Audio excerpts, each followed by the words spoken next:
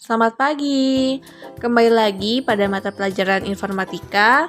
Pada pertemuan kali ini, kita akan membahas fungsi yang terakhir untuk materi Microsoft Excel, yaitu VLOOKUP dan HLOOKUP. Pertama-tama, kita harus tahu dulu nih, apa itu VLOOKUP dan HLOOKUP. Jadi, rumus VLOOKUP dan HLOOKUP ini merupakan fungsi dasar pada Microsoft Excel yang sering digunakan untuk mencari nilai tertentu pada kolom atau sumber data lainnya yang menggunakan kata kunci vertikal atau horizontal.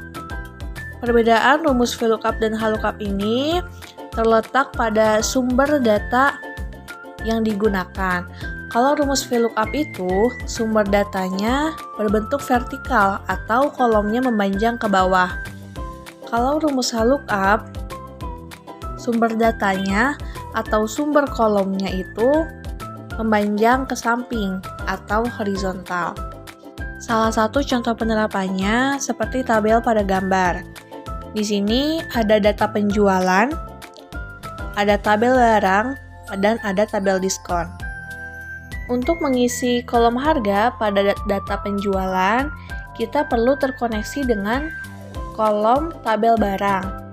Dan untuk mengisi tabel diskon pada data penjualan, kita perlu terkoneksi dengan tabel diskon. Dan di mana fungsi VLOOKUP dan HLOOKUP ini berfungsi. Untuk mengisi data harga pada data penjualan, diperlukannya rumus VLOOKUP. Mengapa? Karena sumber datanya atau sumber kolomnya memanjang ke bawah atau vertikal. Dan untuk mengisi tabel diskon pada data penjualan, perlunya rumus HLOOKUP. Mengapa? Karena sumber data atau sumber kolom dari diskon ini memanjang ke samping atau horizontal. Dan mengapa perlunya rumus VLOOKUP dan HLOOKUP ini? Karena jika kita memasukkan data penjualan dengan jumlah banyak, kita tidak mungkin memasukkan satu persatu. Maka rumus atau fungsi VLOOKUP dan HLOOKUP ini bisa berfungsi, yaitu untuk mencari nilai atau data dari kolom dan data lainnya. Selanjutnya kita masuk ke rumus VLOOKUP dan HLOOKUP. Untuk rumusnya sendiri sama, hanya ada yang membedakan, yaitu kalau VLOOKUP diawali dengan huruf V dan HLOOKUP diawali dengan huruf H, di mana huruf V ini menunjukkan arti vertikal atau menurun ke bawah. Huruf H pada HLOOKUP menunjukkan arti horizontal atau ke samping kanan. Selanjutnya, di rumus VLOOKUP dan HLOOKUP ini adalah lookup value, di mana lookup value ini adalah sel yang dijadikan kata kunci atau dasar untuk mencari data. Selanjutnya ada able array, yang pada rumus VLOOKUP dan HLOOKUP ini merujuk pada sumber data yang akan dicari berdasarkan lookup value. Selanjutnya ada row index num, di mana pada rumus HLOOKUP merujuk pada urutan baris yang kita lihat. Biasanya diisi dengan angka 1, 2, 3, dan seterusnya. Dan pada rumus VLOOKUP terdapat call index num, di mana pada rumus VLOOKUP ini menunjukkan urutan kolom yang akan dilihat hasilnya. Tetapi biasanya diisi dengan urutan angka juga. Misal untuk kolom C diisi dengan 3 dan seterusnya. Dan yang terakhir ada range lookup, di mana pada rumus VLOOKUP dan HLOOKUP ini merujuk pada argumen yang didefinisikan. Biasanya ditunjukkan oleh nilai true dan false. Selanjutnya, kita masuk ke kapan sih VLOOKUP dan HLOOKUP itu digunakan. Yang pertama, VLOOKUP. Jadi, VLOOKUP itu bisa kita gunakan ketika data referensi atau sumber data yang ditampilkan berbentuk vertikal atau memanjang ke bawah. Contohnya tabel pada gambar. Selanjutnya adalah HLOOKUP, di mana HLOOKUP ini akan digunakan ketika data referensi atau sumber data yang ditampilkan dalam berbentuk horizontal atau memanjang ke samping. Selanjutnya kita masuk ke langkah-langkah menggunakan VLOOKUP dan HLOOKUP. Yang pertama kita masuk ke langkah-langkah menggunakan VLOOKUP. Bisa kita lihat untuk kolom yang di atas itu merupakan tabel referensi atau sumber data. Di mana sumber data ini atau tabel referensi ini kolomnya membentuk memanjang ke bawah atau vertikal. Dan tugas kita adalah mengisi nama pembeli dan barang yang dibeli menggunakan rumus VLOOKUP. Dan pengisiannya dilakukan pada tabel yang berisikan nomor pesanan, nama pembeli, dan barang yang dibeli untuk kolom di bawahnya. Pada tahapan sebelumnya, kita sudah menentukan kita akan menggunakan rumus VLOOKUP atau HLOOKUP. Dilihat dari sumber data atau sumber kolom yang ditampilkan. Karena pada sebelumnya sumber datanya merupakan tabel yang memanjang ke bawah, maka kita menggunakan rumus VLOOKUP. Diawali dengan sama dengan VLOOKUP buka kurung dan dilanjut oleh lookup value, di mana lookup value ini adalah kolom yang kita gunakan sebagai kata kunci.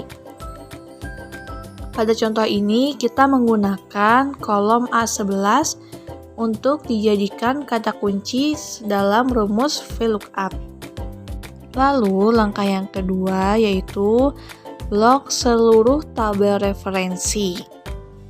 Supaya mengurangi kesalahan, kita bisa mengklik F4 untuk mengunci tabel yang dijadikan referensi. Atau jika F4 tidak berfungsi, maka kita bisa menggunakan simbol dolar untuk penulisan sumber data.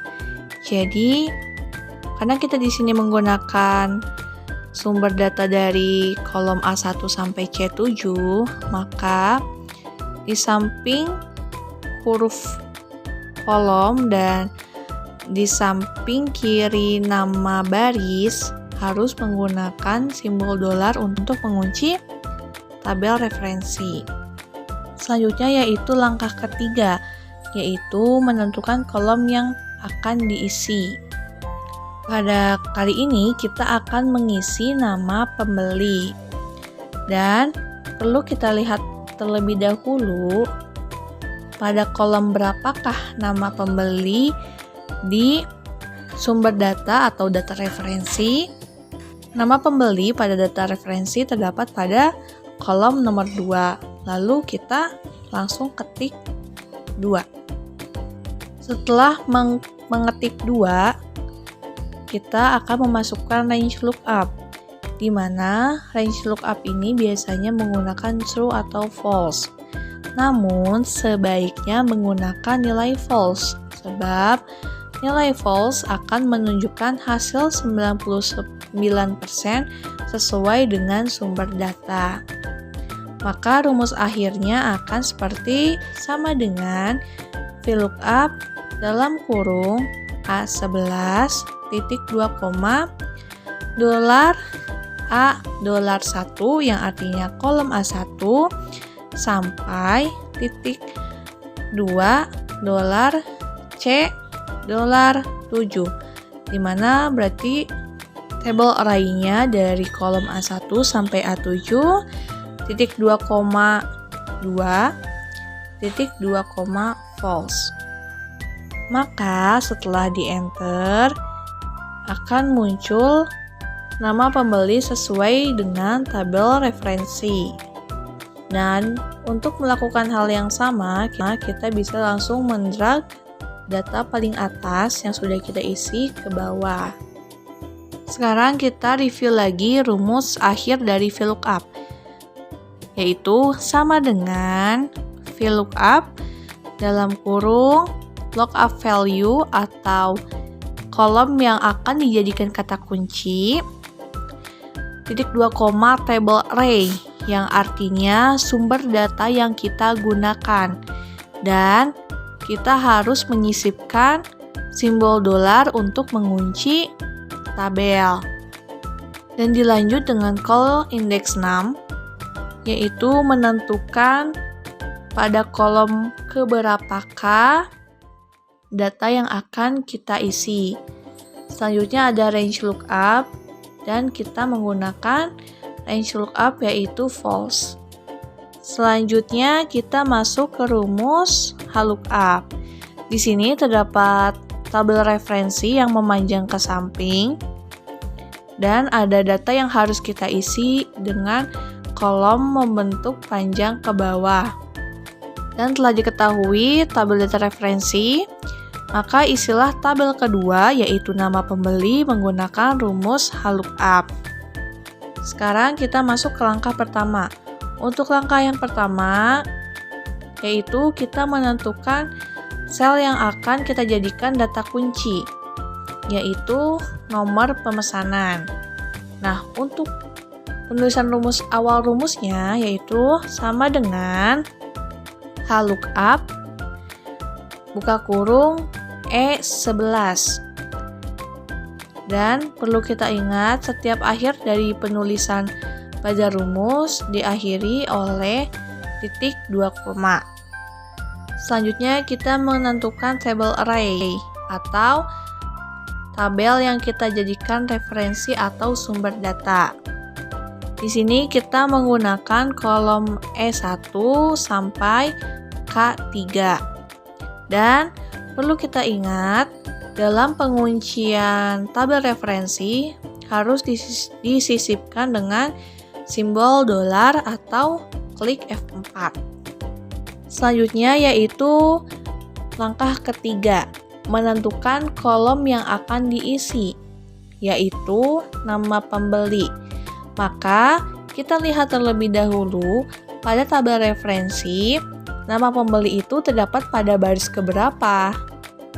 Dan ternyata pada tabel referensi, nama pembeli itu terdapat di baris kedua. Maka kita ketik 2. Selanjutnya yaitu langkah keempat, yaitu memasukkan range lookup. Dan kita memasukkan range lookup-nya yaitu false. Nah, ketika kita sudah selesai ketik false, jangan lupa kita tutup rumus yang tadi sudah kita tulis. Lalu klik enter. Setelah klik enter, maka akan muncul nama pembeli sesuai dengan tabel referensi. Untuk menghasilkan data lainnya, bisa kita drag dari atas ke bawah. Sehingga rumus akhir dari lookup yaitu sama dengan lookup lookup value atau sel yang kita jadikan kata kunci. Selanjutnya table array atau tabel yang kita gunakan sebagai referensi atau data referensi. Selanjutnya ada call index 6, yaitu menentukan data keberapakah yang akan kita isi pada tabel referensi. Dan selanjutnya ada range lookup. Mungkin sekian pembelajaran untuk rumus VLOOKUP dan HLOOKUP.